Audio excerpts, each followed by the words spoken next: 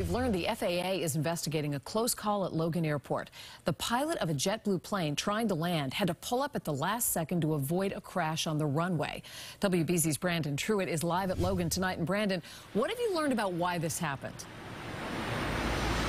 Well, Lisa, there's so many questions still being investigated now. We know the FAA is looking into exactly how close these two planes got to one another.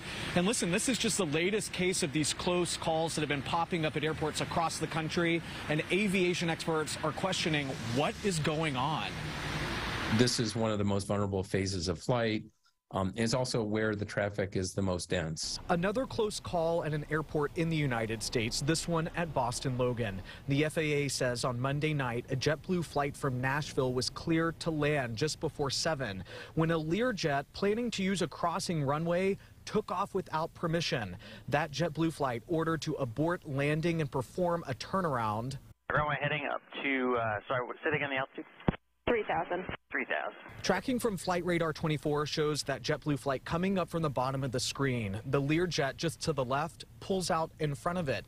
The JetBlue flight ultimately pulls up and circles back around. The FAA says the pilot of the JetBlue aircraft took evasive action and initiated a climb out as the Learjet crossed the intersection. The FAA says the Learjet repeated instructions to stay put but ultimately took off anyway. It was just the latest instance of a close call at an airport.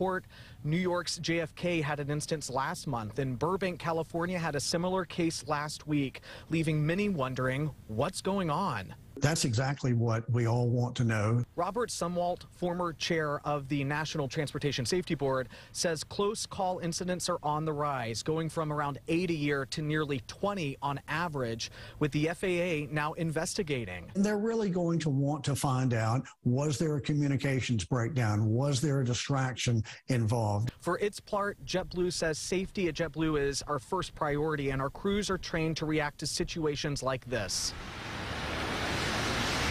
So that smaller aircraft, that Learjet, was operated by Hoppajet. It's a company that often is used for private charters. We did reach out to them and have not heard back. We're live at Logan. Brandon Truitt, WBZ News. And we'll stay on top of that story, Brandon. We have some